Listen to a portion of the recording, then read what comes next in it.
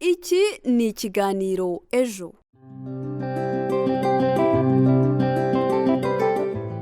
Nguhaye ikaze wowe wahisemo gushyira urushinge rwa radiyo yawe ku 104.3 FM ijwi ry'Amerika. Nk'uko musanzwe mubimenyereye, iki ni ikiganiro ejo mutegurirwa kandi mukakigezwaho n'umuryango Ejo Youth Echo ukorera i Kigali mu Rwanda, mukagikurikira amasaha nk'aya. Muri studio muri kumwe nanjye Nicole Giraneza, Roger Niyigena ahagarara iki kiganiro, naho Mizero Crispin ari ku buhanga bw'ibyuma. Kuganira n'inshuti, umuryango ndetse n'abavandimwe bari mu bice bitandukanye ni kimwe mu biranga kamere muntu. Mbere wasangaga abantu bandikirana amabaruwa nka bumwe mu buryo bwo kubwirana amakuru. Aho ikoranabuhanga ryaziye ryabaye kimwe mu bituma ubushuti bukomera hagati y'abantu. Iyo kubonana n'umuntu amaso ku maso ngo muganire bidashoboka, habonetse ubundi buryo butandukanye bwo kuba abantu bahanahana amakuru yabo ndetse n'ubushuti bwabo bukarushaho gukomera. Muri ubwo buryo rero harimo imbuga nkoranyambaga arizo Facebook, WhatsApp, Instagram, Twitter ndetse n'izindi. Imbuga nkoranyambaga zikoreshwa nka bumwe mu buryo bugezweho bw'itumanaho. Usanga bitakiri ngombwa ko uhamagara umuntu cyangwa se ugahora wafashe umwanya wo kujya kumureba nk'uko byakorwaga kera. Kuri ubu rwose ushobora kuba wiyicariye iwawe ukavugana n'abari i Burayi, Amerika ndetse n'indi migabane y'isi. Ni ukuvuga ko isi yabaye umudugudu. Mu kiganiro ejo cy'uyu munsi rero turaganira ku mikoreshereze y'imbuga nkoranyambaga n'imibanire y'abantu. Turibanda cyane cyane ku bibangamira imibanire myiza y'abantu bikomoka ku ikoreshwa ridahwitse ry'imbuga nkoranyambaga.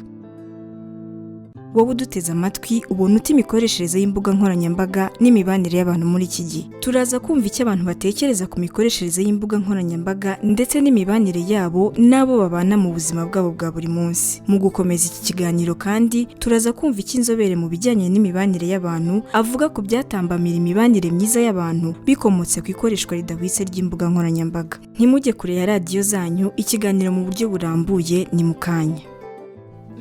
Reka nkubwire kurikira ikiganiro ejo kuri radiyo ijwi ry'Amerika ni ku 104.3 FM. Umunyarwanda yaravuze ati ifuni ibagara ubushuti ni akarenge. Nyamara kuri ubu usanga imikoreshereze y'imbuga nkoranyambaga yarahinduye byinshi cyane cyane mu mibanire n'imigendanire y'abantu. Twegereye bamwe mu baturage bo mu karere ka Rubavu nuko tuganira nabo tubabaza uko babona imikoreshereze y'imbuga nkoranyambaga n'imibanire y'abantu muri iki gihe. Ni mu nkuru twateguriwe na Jean Aime Muhawe nayo mu karere ka Rubavu. Imbuga nkoranyambaga zijya zitera impanuka mu muhanda, ukaba uri gucata nyine ko bajya babigenza, akajya mu muhanda nagukata ntago bari kumva ihoni kubera ko abahugiye ya telefone abarimo. Nta mugabo ugitaha nkaganiriza abantu bari mu rugo ku bintu ukuntu bimeze mu rugo, afate raporo y'ukuntu mu rugo yagize, niyaganiriza abana, niyahereza abana etide avugiye ku mbuga nkoranyambaga. N'ikindi usigaye ujya gusura umuntu, wagerayo yaguha agatebe wakwicara ntakwiteho, akibera muri telefone gutyo gusa. Ubwo ngubwo bikaba ngombwa yuko wamuzinuka kukigendera. Ni ukuvuga ngo nge nshobora kuba ndi umusore mu by'ukuri wenda se tukaba dukundanye uri nk'umukobwa, ariko nge mu miterere yanjye na kamera yanjye nkaba ndakunda mbese kwigaragaza muri rubanda. Urumva ko rero iyo wafashe ifoto yanjye ukayipostinga mu kimwenda utabinsabiye n'uburenganzira se nkabibona cyangwa se ndangabibwirwa n'abandi ati twakubonye ku rubuga runuru wari umeze gutya na gutya, kandi mu by'ukuri wowe bigahura nuko usanzwe udakunda kwigaragaza mu ruhame cyangwa se mu bantu benshi. Ibyo ngibyo bigira ikibazo, bitera n'ingaruka cyane, ugasanga nk'urukundo rukaba rwarangira, ugasanga mbese mukaba mwatandukana bitewe n'ibyo ngibyo. Tutagiye kure, ejo ndi nagiye mu mugi kugura inkweto, ngezeyo nzanga umudamu ni uri kuzicuruza. Inkweto nyitenda amaso y'inkweto nanga yibereye muri chat, reka danda kunzubiza none ndambaza inkweto nangahe ngo hari ibyo mve nibereyemo, ngo ndavuga uvuye wibereye muri telefone nose wabakirige barazira urasanga uratahira ngo uko waje. Nk'ibyo kurya byaba byashiriye nk'umugabo yamubaza ati mbese kuki washirije ibyo kurya ruri mu biki, mbo ugasanga nyine umudamu nawe mu kimwenda ntabwo agize n'umutima wo kwihangana, wenda asanzwe yigirira kamere ye, ugasanga mbese ugasanga ashwanye n'umugabo we bitewe n'ibyo ngibyo. akenshi bisenya ingo urugo ugasanga rwasenyutse nta kintu na kimwe cyitabwaho bitewe n'urubuga nkoranyambaga, ugasanga umubyeyi umudamu ntiyita ku mugabo cyangwa se umugabo ntiyita ku mugore bitewe n'iki nta sabo. Hari igihe utaha wagera mu rugo ikindi ubaza cya mbere ni cagi ko umurongo wagwarangiye ndi cagi iri hehe ubwo ndabyo kureba abana ndabindi urareba ugahita ucomeka ugatangira ukabona ukabaza amakuru nyuma ariko ibyo wakagombye kumanza wajya mu by'urubyaro ubundi ni rwo rwa mbere ukamenya ngo abana biri bute. Ibyo rero iyo byajemo ingo zirasenyuka. nawe uduteze amatwi mu kiganiro ejo cy'uyu munsi dusangiza igitekerezo, urugero cyangwa inyunganizi ku nsanganyamatsiko turi kuganiraho kuri uyu munsi. Ese ubona uti imikoreshereze y'imbuga nkoranyambaga n'imibanire y'abantu muri iki gihe? Twandikira ubutumwa kuri telefoni igendanwa ariyo 0787581411 cyangwa se kuri 0728028232. Ushobora kandi kudusangiza igitekerezo cyawe ku mbuga nkoranyambaga zacu arizo Instagram, Facebook na Twitter wandika Ejo Youth Echo mu ijambo rimwe. Uko ikoreshwa ry'imbuga nkoranyambaga rigenda ritera imbere ni nako rigenda rihindura byinshi cyane cyane mu mibanire y'abantu. Nyamara ababirebera kure bavuga ko ikoreshwa ryazo rigira ingaruka zitandukanye mu mibanire y'abantu igihe cyose zakoreshejwe nabi. Mugenzi wacu Marie Claire Isingizwe yanyarukiye mu ntara y'Amajyepfo y'u Rwanda mu karere ka Huye aganira n'inzobere mu bijyanye n'imibanire ya muntu kuri iyi ngingo. Ese hakorwa iki ngo hirindwe imikoreshereze y'imbuga nkoranyambaga mu kwangiza imibanire myiza y'abantu? Reka tubumve. Nitwa Karinganire Charles, nkaba nigisha muri kaminuza cyane cyane nkibanda mu bijyana n'imibanire n'imibereho y'abantu, by'umwihariko imikoreshereze y'imbuga nkoranyambaga. Ese ni izihe ngaruka zashigisha imibanire myiza y'abantu zikomotse ku ikoreshwa nabi ry'imbuga nkoranyambaga? Imikoreshereze idahwitse y'imbuga nkoranyambaga nko mu muryango ishobora kugira ingaruka mbi. Umugabo akava ku kazi agahitira kuri interineti, WhatsApp, umugore nawe arimo arakubara mu yindi mirimo mu rugo, igihe cyo kurya kikagera ukabona umugabo yaheze ku mbuga nkoranyambaga ntibasangire, ubwo urumva ntago umwuka uba mwiza. Hagera n'igihe cyo kujya no kuryama ukabona ahezaho nta musabano bagiranye, ibyo ngibyo bigatera ikibazo, noneho bigatuma hazamo intonganya, bigatuma hazamo urwikekwe, umwe agashaka kureba ka telefone y'undi, ninde wakwandikiye, ninde wagize ate. Ibyo byose bigatuma bigera mu makimbirane arenze urugero. Noneho dufashe n'abana ubwabo, abana basigaye bakoresha amatelefone, ahubwo akenshi bakabirusha n'ababyeyi, gusa naho babyinjiramo cyane. Igihe cyo gusubira mu masomo kikabura, wa mubyeyi ntashoboye kubona umwanya wo kumusobanurira kuko nawe yaheranywe n'izo mbuga. Umwana umukoro bamuhaye wo ku ishuri ntawujyemo, ejo bundi byakomeza gutyo akaba aratsinzwe. Hashobora kuboneka ibibazo binyuranye nko gusebanya. Niba umuntu runaka yumva umubano ameze neza afitanye na mugenzi we, akaba yabicisha ku mbuga nkoranyambaga akamusebya, kuko biba bica mu bantu benshi ukabona bamutereye icyizere, bigatera n'umwiryane kuko wanditsweho nabi, wavuzwe nabi, ashaka kwihimura nawe akandika ibindi. Ibyo byose bikaba uruhererekane, bigatuma imibanire y'abantu isa naho ihungabanye. Tugarutse ku ngaruka gato, ese hari ingaruka zihariye zagera ku cyiciro runaka cy'abantu zikomotse ku ikoreshwa nabi ry'imbuga nkoranyambaga? Birumvikana nko muri iki gihe hari ibibazo navuga by'umuryango. Ibyo ngibyo bikava muri urwo rwego rw'imbuga nkoranyambaga ku mikoreshereze yazo. Niba umwe umugabo cyangwa umugore agize cya akagirana ubumwe n'undi gucana inyuma, undi yabibona, hari igihe ukwihangana kubura, noneho akaba yamukorera ibyamfura mbi akageza naho yamuvutsa n'ubuzima. Ubwo rero birumvikana yuko imbuga nkoranyambaga zishobora guteranya umugore n'umugabo, ababyeyi n'abana, bikaba byatuma imibanire iba mibi ikageza naho bamwe bavutswa ubuzima.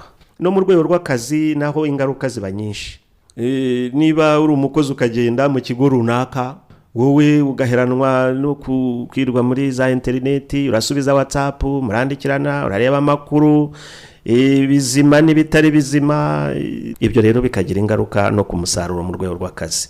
Ni ngombwa kubicungira hafi kugira ngo abantu bajye bamenya uburyo babikoresha mu bwiyubahe kandi mu gufasha mu mibanire ndetse no mu gukora bakorera igihugu mu majyambere arambye. Bwana Sharire, turagana ku musozo. Ese ni inama kimugira abakoresha imbuga nkoranyambaga zabafasha gusigasira imibanire myiza yabo n'abandi? Muri rusange kugira ngo abantu mbese bakoreshe neza imbuga nkoranyambaga kandi zibagirira akamaro, bagomba gushingira ku ndangagaciro zihariye. Ni ngombwa rero yuko abantu begerana bakaganira kandi noneho aho babona ibikocamye bakagira ubutwari bwo gukosorana. Namwe abanyamakuru mufite uruhare rukomeye cyane mu kuba mwafasha kwimira imikoreshereze idahwitse y'imbuga nkoranyambaga. Murakoze cyane. Turamushimiye cyane Karinganire Charles mu kiganiro cyiza yagiranye na Marie Claire Isingizwe, aho yagarutse cyane ku gushingira ku ndangagaciro, kuganira no kugira ubutwari bwo gukosorana nka bimwe mu byafasha imiryango kutajya mu makimbirane ashobora gukomoka ku mikoreshereze idahwitse y'imbuga nkoranyambaga. Reka mbibutse ko cyari ikiganiro ejo mutegurirwa n'umuryango Ejo Youth Echo ukoresha itangazamakuru hagamijwe kwimakaza umuco w'amahoro mu Rwanda no mu karere k'ibiyaga bigari. Mu kiganiro cy'uyu munsi turi kuganira ku mikoreshereze y'imbuga nkoranyambaga n'imibanire y'abantu, aho turi kurebera hamwe ingaruka z'imikoreshereze idahwitse y'imbuga nkoranyambaga ku mibanire myiza y'abantu. Nawe uduteze amatwi mu kiganiro cy'uyu munsi wadusangiza igitekerezo, urugero cyangwa inyunganizi ku nsanganyamatsiko turi kuganiraho kuri uyu munsi unyuze ku mbuga nkoranyambaga zacu arizo Facebook, Instagram na Twitter, aho wandika Ejo Youth Echo mu ijambo rimwe. Watwandikira kandi ubutumwa kuri telefoni igendanwa ariyo 0787581411 cyangwa se kuri 0728028232. Imikoreshereze y'imbuga nkoranyambaga ntawashidikanya ku ruhare rwayo mu byiciro binyuranye by'ubuzima, by'umwihariko guhuza abantu n'abandi. Nyamara hari abadatinya kuvuga ko imikoreshereze y'izi mbuga nkoranyambaga ibagiraho ingaruka zitandukanye, cyane cyane mu mibanire yabo igihe zakoreshejwe nabi. Urugero n'umuryango wa Serge na Chantal utuye mu karere ka Rubavu. Baganiriye na Marie Claire Isingizwe maze bamutekerereza uko urugo rwabo rwari rusenywe no kumara umwanya munini ku mbuga nkoranyambaga zitandukanye. Reka tubumve. Ukinjira mu rugo rwa Nteziryayo Serge n'uwamurera Chantal mu karere ka Rubavu, usanga bishimye baseka baganira. Nyamara ngo siko byahoze, ngo kuko mu mwaka w'2016 uru rugo rwabo rwari rusenyutse bikomotse ku ikoreshwa nabi ry'imbuga nkoranyambaga. Chantal aratubwira uko byaje. Umugabo wanjye twashakanye dukundana, noneho umugabo wanjye agura telefone, ndavuga ati urugo rwacu ruteye imbere da. Ntaciye kabiri agataha akicara muri salon, akajya kuri WhatsApp, akajya kuri Facebook. Ubwo nanjye ndatetse, ese sheri wiri utecwe, abana bakaza bakamutegereza bakareba ko yabavugisha, bakarinda basinzira umugabo atarabavugisha. Ubwo twagera mu buriri nkategereza ati umugabo araje aryame, yanaza agakomeza akigira kuri chat, nkabona ari kwisetsa, namuvugisha akanyihorera.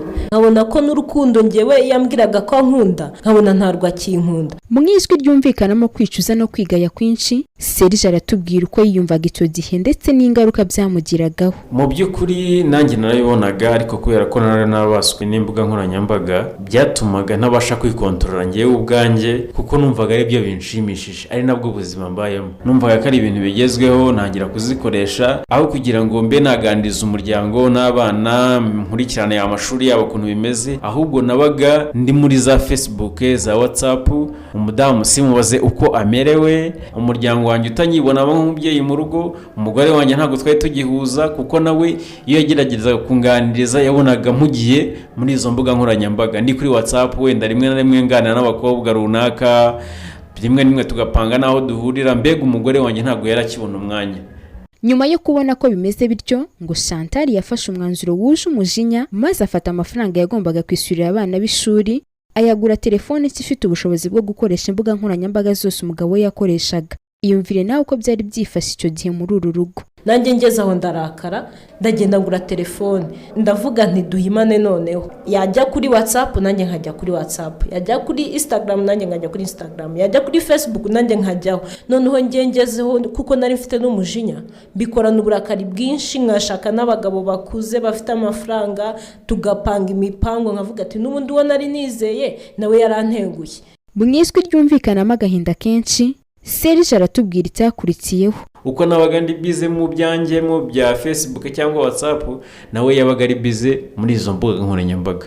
Ubwo ni ukuvuga ngo abana ni nkaho twari twarabatereranye. Twagera ku buriri ubwo ngubwo ni ukuryama ku musego nyine uyibereye muri telefone undi yibereye kuri telefone ye ntabwo twigiraga tuganira na gatoya. Ubwo rero yaratangiye nayo kuzajya mbona harimo n'ibintu byo kuba yanca inyuma. Nkimara kubibona rero kuko burya nta mugabo udafuha abagabo bose barafuha ntago twasubiriye kugumya gukora nk'ibyo twakoraga mbere kuko nta muntu utagira umutima nama twaje kubona ko ibyo bintu nta kintu turimo gukora ahubwo turimo guhemukira abana bacu. Hifashishijwe ibiganiro no kumvira umutima nama wa buri wese uyu muryango washoboye kwigobotora kuba imbata y'imbuga nkoranyambaga maze ngo umunezero w'urukundo ugaruka iwabo. Kuri ubu ngubu rero ibintu byarahindutse nk'uko wasanze dukina dukundanye twasubiye mu kwezi kwa buki narishimye cyane pe kuko umugabo wanjye yageze harahinduka araza aranganiriza ati rero madamu urabona bimeze gutya urabona urwo rwacu rwasubiye inyuma urabona mu miryango baducitseho urabona abaturanyi kuko n'abaturanyi ntitwajyaga umwanya ngo tuvugane n'abaturanyi ntitwajyaga umwanya ngo tuganire n'inshuti reka twari twarahugiye ku mbuga nkoranyambaga. Nuko rero mbona umugabo araje umunsi umwe arataha mbona nyine ntagiye kuri telefone ati madamu ndagushaka turicara muri salo aranganiriza ambwira uburyo abona urugo rwacu rugeze aharindimuka ndamubwira ati ariko byose niwe wabitangije arambwira ati noneho rero nisubiyeho ndagira ngo dukoreshe imbuga nkoranyambaga dutera imbere nk'abandi ariko tutibagiwe inshingano zacu nk'ababyeyi inshingano zacu nk'umugore n'umugabo inshingano zacu nk'abaturanyi beza. Ndamubwira ati nanjye ntabwo nanze guhinduka. Ubwo arambwira ati niba umunsi ugizwe n'amasaha 28 byibura amasaha 2 yonyine aba ariyo duharira telefone. Nanjye ndabyemera byandi najyagamo byo mu bagabo ndabireka mbiterera hasi nkorera urugo rwanjye nk'ukuri kubibona urabona ko nta kibazo na kimwe dufite pe mbese ubu ngubu turashima Imana n'abandi bose twanabagira n'inama. Umuryango wa Serge na Chantal wumvikanisha ko akwisomo rikomeye mu rugendo wanyuzemo bikomotse ku gukoresha nabi imbuga nkoranyambaga uburahamya ko iyo zikoreshejwe neza cyane cyane mu bikorwa by'ubucuruzi bitanga umusaruro dore ko ngo uyu muryango usanzwe ukora ibikorwa by'ubucuruzi bw'imyenda n'inkweto mu karere ka Rubavu.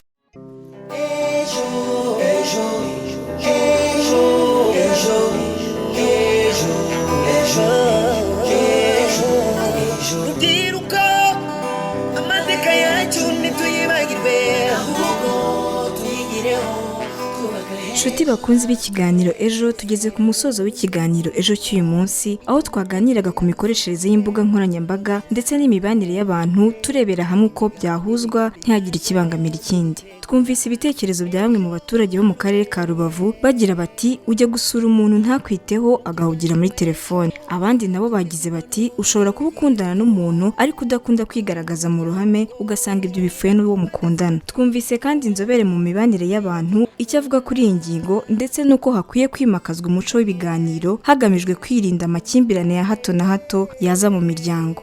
Twumvise kandi umuryango wa Serge na Chantal ko urugo rwabo rwari rusenywe no kumara umwanya munini ku mbuga nkoranyambaga zitandukanye. Nawe wari uduteze amatwi mu kiganiro cy'uyu munsi wadusangiza igitekerezo urugero cyangwa inyunganizi ku nsanganyamatsiko twaganiragaho kuri uyu munsi. Ese ubona uti imikoreshereze y'imbuga nkoranyambaga n'imibanire y'abantu muri iki gihe? Watwandikira ubutumwa kuri telefone igendanwa ariyo 0787 58 14 11 cyangwa se kuri 0728 02 82 32. Wadusanga kandi ku mbuga nkoranyambaga zacu arizo Facebook, Instagram na Twitter aho wandika Ejo Youth Echo mu ijambo rimwe.